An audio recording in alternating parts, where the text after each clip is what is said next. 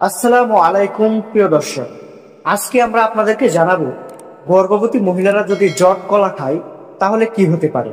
আমাদের সমাজে অনেক মহিলারা আছে, অনেক দাদা দাদিরা আছে, অনেক অনেক বয়স্ক মহিলারা আছে যারা গর্ভবতী নারীদেরকে জট কলা খেতে নিষেধ করে, এবং নিষেধের কারণ হচ্ছে জট কলা খেলে নাকি গর্ভের সন্তান জট হয় বা সন্তানের ক্ষতি হতে পারে। তো আজকের ভিডিওতে আমরা এটাই জানাবো যে গর্ভবতী নারীরা যদি জট কলা খায় তাহলে কি হয়। তো চলুন শুরু করা যাক। প্রিয় দর্শক, জট কলা খাওয়ার পুষ্টিগুণ সম্পর্কে চলুন প্রথমে জেনে নিই।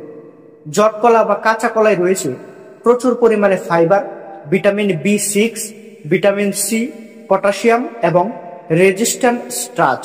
এসব উপাদান গর্ভবতী মায়ের শরীর ও শিশুর জন্য অনেক উপকার হতে পারে। তাই গর্ভবতী নারীরা যদি জট কলা খায় তাহলে সে এই উপকারগুলো পাবে এবং কোনো ক্ষতি হবে না। এবং ওই সমস্ত কুসংস্কার যত ধারণা আছে সব ধারণা হচ্ছে ভুল। ওই সমস্ত কোনো কিছুই হয় না, এগুলো মানুষের প্রচলিত কুসংস্কার, এগুলো থেকে দূরে থাকবেন। তারপর চলুন দ্বিতীয় উপকার সম্পর্কে জেনে নেওয়া যায়। প্রিয় দর্শক, প্রথমত কাঁচা কলাই ফাইবার কোষ্ঠকাঠিন্য কমাতে সাহায্য করে। গর্ভাবস্থায় এই সমস্যা খুবই সাধারণ। দ্বিতীয়ত হচ্ছে এতে থাকা পটাশিয়াম শরীরে রক্তচাপ নিয়ন্ত্রণে রাখে। তৃতীয়ত হচ্ছে ভিটামিন বি6 বমি বমি ভাব ও মর্নিং সিকনেস কমাতে সাহায্য করে।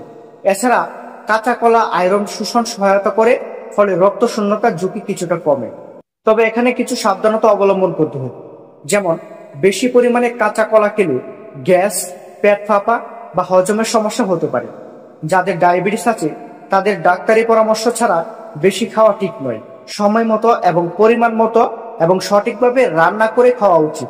গর্ভবতী নারীরা অল্প পরিমাণে জট কলা খেলে উপকার পাবেন, তবে পরিমাণে বেশি খেলে উল্টা সমস্যা হতে পারে। তাই যে কোনো খাবার খাওয়ার আগে অবশ্যই চিকিৎসকের পরামর্শ নিন। আর আপনারা যারা আগে থেকে শুনে আসছেন যে জট কলা খেলে গর্ভের সন্তানের এরকম ক্ষতি হতে পারে, ওই রকম ক্ষতি হতে পারে, এগুলো হচ্ছে কুসংস্কার এবং ভুল ধারণা। এগুলোতে কখনো কান দিবেন না। সবসময় নিজের মনের কথা শুনবেন এবং ডাক্তারের পরামর্শ অনুযায়ী আপনারা একটা কিছু খাবেন বা করবেন।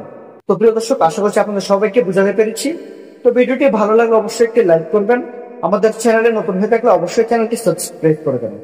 আসসালামু আলাইকুম, আল্লাহ হাফেজ।